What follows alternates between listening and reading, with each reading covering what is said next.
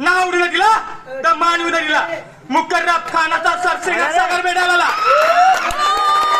कटाराचा शिवपुत्र संभाजी चौबाजूने मुलांचं सैन्य मध्ये संभाजी वेकल्या गेला चौबाजूने मुलांचं सैन्य मध्ये संभाजी करायला मुकर्रब किशला तलवार उसकी पण तलवार घ्यायचा धाडस कोणाचा होईना कोणतरी एक पाऊल उचलायचं संभाजीची नजर वर फिरायची अवघे 4 पावले मागे सरायचं तो लय जिगर झाली अखेर मुकर्रब खानाने दोरखंड फेकले मराठांच्या छत्रपती अडकला शावा संभाजी राजा जरबंद झाला पितुरांची चाल यशस्वी झाली मराठांचा मुकुट मोगलांच्या पायात पडला पण मस्तक ताटच छाती तशीच रगई तशीच बाणेदारपणाही तसाच बघता बघता मुकर्रब खान म्हणाला रउल्ला खानाला जल से जल निकल जाना चाहिए यहाँ से पता चल गया इन मराठों को यही कवन मरना लेंगे अपने आश्चर्य वाटेल संगमेश्वर ते बहादुरगड हे 350 मैलाचं अंतर आहे एसटीने जायचं झालं तरी 1.5 दिवस लागतो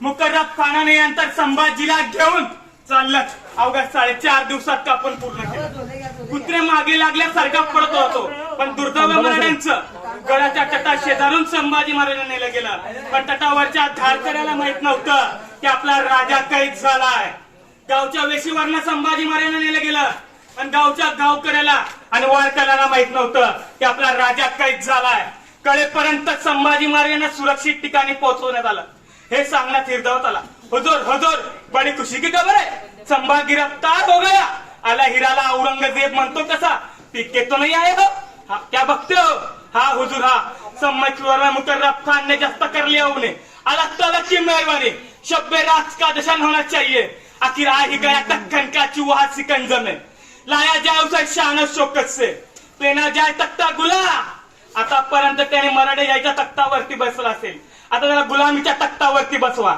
आतापर्यंत राज्य वस्त्र घातले असेल आता त्याला विदूषकी जबली घाला आतापर्यंत घोड्यातनं मेन्यातनं तिच्या अंबारीतनं घुमला असेल आता त्याला उंटाला बांधा आतापर्यंत राजा आला म्हणून नगाडे वाजले असेल आता ढोल ताच्या मळवायला सुरुवात करा करू द्या महाराष्ट्राला आलमगीर औरंगजेबने संभाजी गिरफ्तार केलाय बरुकुम निघाली डिंड वाजत गाजत आतुरले होते सारे मोगली छावणीत कल्लोड कल्लोड उलाता अरे 9 वर्ष ज्याने औरंगजेबाच्या नाकात शेताने गोंधळ घातला तो संभाजी आहे कसा कोण कोण कोण कोण कोणाच्या घरावर कोण कोणाच्या मानीवर कोण कोणाच्या डोक्यावर बसून बघत होते कसा कसा आहे तो संभाजी अरे कोणतरी यायचं अंगावरती थुंकायचं कोणतरी यायचं कानात एखादी शिवी द्यायचं कुठून तरी एक बिरबिरणारा दगड यायचा धप छातीवर आदळायचा यातनाचा कल्लोड कल्लोड उलायचा अरे कोणी सोचलं कोणत्या राजाच्या वाट्याला आली विडंबना या विंचवाच्या लवलव करणाऱ्या वेदना कोणाच्या वाट्याला आल्या झुकला असता वाकला असता तर ऐश मध्ये दगला असता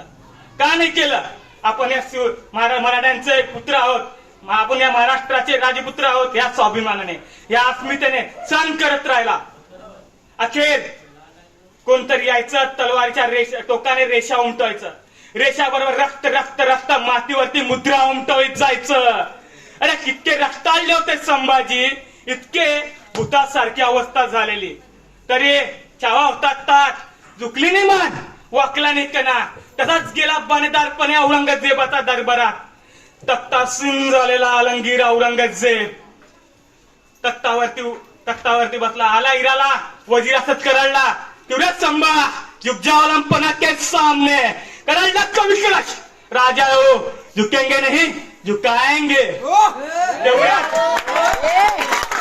तेवढ्यात आवाज आला सबूर असत सबूर बहुत पूछना ही से तोच आवाज होता शहनशाही हिंदुस्तान आलमगीर औरंगजेब आज ते कदम तख्तावरनं खाली उतरला तो रक्ताळला संभाजी महाराजांच्या पुढे आला तो रक्ताळला संभाजी निहाळला नजर स्थिरावली डोळ्यांवर तीच नजर तेज अरे 9 बरस का था हमें मिला था आगरा में हमने पूछा था इसे क्यों संभा तुझे हमारा डर नहीं लगता तो इसने जवाब दिया था हमें किसी का डर नहीं लगता पर हमारे बजट से औरों को डर लगता है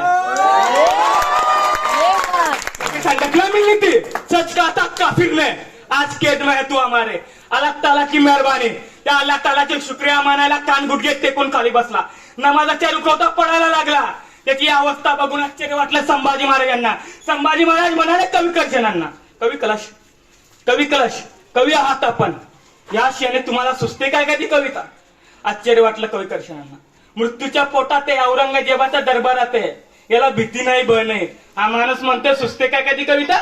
हा राजा हा काय नाही, तुम हो सांचे खूप लढे हो जंग, देख तुम्हारा तेज तकड़ते क्या औरंग. राजा का लढलात तुम्ही, काय तुमचं शौर्य, काय तुमचं धाडस. तुमचं शौर्य बघून औरंगजेब स्वतःचा सिंहासन त्यागून तुमच्या पुढे येऊन गुडघे टेकून बसलाय. राजे बहुत खूप खामोश. सदजीच तार चुबला औरंगजेब आणि म्हणाला, अय संभा बता कौन कौन से सरदार शामिल थे हमारे तुम्हारे में. आणि उसळला संभाजी, अरे तख्तासाठी रक्तावर उलटणारी जात नाही आमची. आई भवानीचे भूते आम्ही, होणार नाही बेमान, विकणार नाही इमान. जोगीतच मरू इथंच, रक्ताचा थेंब आणि थेंब असेपर्यंत इथंच. याद राख, सिंहाचे बसडे जगतात सिंहासारखे, मरतातही सिंहासारखेच. याद राख, तलवारच्या टोकावर वाकरी बांधतात मराठे, तुला बाजाला वेळ नाही लागणार. सरपडत राहिला औरंगजेब, सरपडत. त्याला काय सुसेना, तर केद्यात कोण आहे, तू का मी. तेवढ्यात औरंगजेबाने म्हटला, अरे ये मराठे क्या खिलाते अपने बच्चों को, क्यों ऐसा एक भी शख्स पैदा नहीं हुआ हमारे जनाजे में. अरे आपला हाता संभाजी काय नाही जन्माला आमच्या कुळात. आणि उसळलाच छावा, तुझ्या पोटी कसा येईल संभाजी. संभाजी येईल तबकता सय्यद शिवछत्रपतींच्या खुशीत आणि महाराष्ट्राच्या मुशीतच. स्वतःच्या बापाला विष पाजवणारा तू, स्वतःच्या भावाची खुलेआम कत्तल करणारा तू, तुझ्या पोटी कसा येईल संभाजी. संभाजी येईल तबकता सह्याद्रीच्या कड्यावर आणि तुझ्या तुझ्या तुझ्या नरड्यावर. याद राख, आमच्या वाट्यावरून आमच्याशी वाटमारी करणाऱ्याची त्याच्या वाट्यावर जाऊन वाट लावल्याशिवाय आम्ही आमच्या वाट्यावर पाहतात नाही. इतिहास आहे आमचा, लागू नको झाला. तेवढ्यात औरंगजेब संतापला आणि चौताळला आणि म्हणाला, अरे कहा रखा है खजाना, कहा रखी है लूट. आणि उसळलाच छावा, अरे महाराष्ट्र आमचा खजाना, इथला मातीचा कण आणि कण म्हणतो मी सोनं. अरे तू घेतलास खजाना, तू घेतलीस लूट, पण मागणार नाही असे होणार नाही भिकारी, घेवतर मनगटाच्या जोरावर. याद राख. तेवढ्यात औरंगजेब संतापला आणि म्हणाला, इसकी आंखें जलाती है बहुत हमें, काट डालो इसकी आंखें. इसकी जबान चलती बहुत है, उकाल डालो इसके हाथ. जबान, इसके हाथ फैलते नहीं हमारे सामने, काट डालो इसके हात. इसकी घुटणे टेकते नहीं हमारे सामने, काट डालो इसके घुटणे. आणि इथून औरंगजेबाच्या दरबारातून संभाजी महाराजांना नेलं गेलं. पण इथं आपल्याला अजून एक गोष्ट सांगण्यात आली. औरंगजेब म्हणाला संभाजी महाराजांना, तू जर इस्लाम स्वीकारायला तयार असेल तर मी तुला माफ करतो. आणि संभाजी महाराज म्हणाले औरंगजेबाला, तू जर तुझी मुलगी मला द्यायला तयार असेल तर मी इस्लाम स्वीकारतो. म्हणजे संभाजी महाराजांचं चरित्र असं तसं बदनाम केलंच आहे, पण त्यांच्या तेजस्वी आत्मा बलिदानाच्या वेळी सुद्धा त्यांना असं बदनामीच्या आगात जाळावं, ही केवढी मोठी शौकांतिका आहे. का जाळावं त्यांना आगीत, कशासाठी? अखेर औरंगजेब म्हणत राहिला, ऐका, दोन चुका केल्या मी. पहिली चूक केली शहाजहाननी, कर्नाटकच्या बेटीमधनं शहाजीला जिवंत जाऊ दिलं. शहाजीच कापला असता, शिवाजी उभाच राहिला असता. दुसरी चूक मी केली, आग्राच्या बेटीमधनं शिवाजीला जिवंत जाऊ दिलं आणि शिवाजी चिरला असता, संभाजी उभाच राहिला नसता. दोन चुका केल्या, तिसरी चूक करणार नाही. आणि उरला सवाल तुझी मुलगी देतो या बाजार गप्पांचा, काय अर्थ नाही. औरंगजेबाला एकूण 5 मुली होत्या. पहिली मुलगी झिनतुन्निसा, जी शहाजहान बरोबर कैदमध्ये होती, ती महाराष्ट्रात कधी आलीच नाही. मधल्या 3 मुलींशी औरंगजेबाने स्वतः लग्न केलेली. उरलेली मुलगी जिबुन्निसा, जी औरंगजेबाबरोबर महाराष्ट्रात आलेली. ज्यावेळी संभाजी महाराज पकडले गेले त्यावेळी या झिनतुन्निसाचा वय होता 46 वर्ष आणि संभाजी महाराजांचं वय होतं 32 वर्ष. ज्यावेळी संभाजी महाराज पकडले गेले त्यावेळी या झिनतुन्निसाचं वय होतं 46 वर्ष, संभाजी महाराजांचं वय होतं 32 वर्ष. कोणता 23 इथला मुलगा म्हणे आणि 50 इथला बाई बरोबर लग्न करतो? अरे कोणता इतिहास ऐकतो? अरे घडलंच नाही याचं. संभाजी महाराज आणि शिवाचा औरंगजेबाचा संघर्ष हा धर्म संघर्ष नाही, हा सत्ता संघर्ष आहे. शिवाजी महाराजांनी प्रत्येक जाती धर्मांना समान न्याय दिलाय, औरंगजेबाने तेच सत्य पाळलेलं आहे.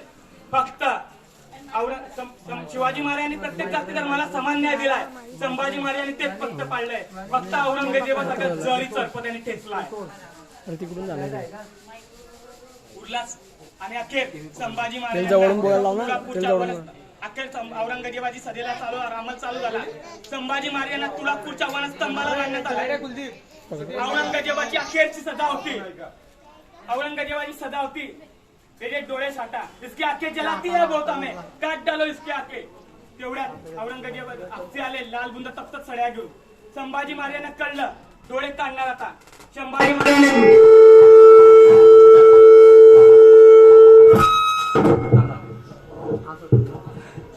संभाजी महाराजांनी मिटले नेत्र. डोळ्यासमोर आले राजमाता जिजाऊ, गडकोट, किल्ले. या डोळ्यांनी साकार केलं होतं मावळ्यांना. या डोळ्यांनी पाहिले होते स्वप्न स्वराज्य संवर्धनाचे. हे डोळे जाणार का? संभाजी महाराजांनी उघडले नेत्र. सड्या गेल्या आत आत आत आणि त्याच वेगाने निघाल्या बाहेर. डोळे नव्हते कुठे, पण फक्त उरल्या त्या खोपण्या, काळ्या कबींना उग्र तर्प बाहेर फेकणाऱ्या. अरे पायात काटा घुसला तर 4 दिवस पाय धरून बसतो आपण. डोळ्यात लाल बुंद तप्त सड्या गेल्या असेल, किती सोसलं असेल, किती संकर असेल. कोणत्या राजाच्या वाटेला आली विटंबना. अरे कोणी सोसलं? रगेला असता, रंगेला असता तर ऐशी मध्ये जगला असता. का नाही केलं? आपण शिवाजी महाराजांचे पुत्र आहोत या स्मितने. आपण या मराठी मुलकाचे वारसदार आहोत या प्रेरणेने. सण करत राहिला. तेवढ्यात औरंगजेबाची दुसरी सजा होती. इसकी जबान चलती बोलते, काट डालो इसकी जबान. आणि आपसे आले लाकडाची नंगी तलवार घेऊन. एका हातात सांडशे, दुसऱ्या हातात लाकडाची नंगी तलवार. संभाजी महाराजांना कळलं जबान छाटणार आता. संभाजी महाराजांनी जबडा बंद केला. तेवढ्यात एका जणांनी युक्ती लावली, डोक्यावरती प्रहार केला, तरी जबडा काय उघडेना. तेवढ्यात 2 जणांनी कानावरती दाबो जोर दिला, तरी जबडा काय उघडेना. अरे उघडेल कसा? सिंहाचा जबड्यात घालून हात मोजतीत जात तो सांगणारा संभाजी आहे. तेवढ्यात एका जणांनी युक्ती लावली, नाक बंद केलं, स्वतःसाठी जीवाडबडला होत आली. लाकडाची नंगी तलवार लकलकली, सप रक्त नवगळलं निसतं. जीभ नव्हती कुठंच, पडली होती समोरच वळवळत. ती तयार नव्हती संभाजी महाराजांकडनं दूर व्हायला. या जिभेने उमटवले होते जगदंब जगदंब जगदंबचे बोल. या जिभेने केला होता जागरच्या पवारीचा. ती जब म्हणत होती आऊसाहेब, आबासाहेब, मासाहेब. ती जीभ पडली होती समोरच वळवळत. ती जीभ बी तयार नव्हती संभाजी महाराजांकडनं दूर व्हायला. अरे 1 नाही 2 नाही 3 नाही अवघे 40 दिवस हा अनानिमित अत्याचार चालू व्हायचा. अरे एखादं बोकड सोलावं असं संभाजी महाराजांचं कातडं सोलण्यात आलं. त्याच्यावरती मिठाचं पाणी ओतलं, चर यातनांचा कल्लोळ कल्लोळ उडाला होता निसता. कोणतरी यायचं हाताची बोट काढायचं, कोणतरी यायचं गुडघ्याच्या वाटा काढायचं, कोणतरी यायचं मांसाचे तुकडे काढायचं, कुत्रा गिदडांना खायला घालायचं. अरे कोणी बघितलं असतं ना, वाटलं नसतं मरणांचं छत्रपती आहे. भुसात सारखी अवस्था झालेली, पण एवढं सोसून सुद्धा ताट झुकली नाही, मान वाकला नाही कणा. 1 नाही 2 नाही 3 नाही अवघे 40 दिवस. पण अखेर उगवली फाल्गुनी अमावस्या 11 मार्च 1689. औरंगजेबाची अखेरची सजा. आणि इसकी गर्दन झुकती नहीं हमारे सामने, काट डालो इसकी गर्दन. आणि संभाजी महाराजांचं मस्तक छाटण्यात आलं, भाल्याच्या फळ्याला अडकवण्यात आलं. आणि गुढीपाडवाच्या आदल्या दिवशी महाराष्ट्रात संभाजी महाराजांच्या मस्तकाची गुढी उभारण्यात आली. वाजत गाजत पोहोचली त्या इंद्रायणी भीमेच्या किनाऱ्यावर. पण कुठून तरी रवला तो भाड्याचा पहाड आणि थरारली इंद्रायणी भीमा. यात इंद्रायणी भीमेने बघितलं होतं चौर्य, यात इंद्रायणी भीमेने बघितलं होतं पराक्रम, आणि यात इंद्रायणी भीमेने बघितलं होतं मानवी जीवनाच्या चिरंतन तत्वाची जुळलेल्या संभाजी महाराजांचं ज्ञान नातं. ती इंद्रायणी भीमा आजही लढतेच आहे संभाजी महाराजांच्या तिरक्या मस्तकाकडे तिरका माना करून. ती अस्वड ती सांगते, खरा राजा सर्जा संभाजी अजून तुम्हाला कळलाच नाही.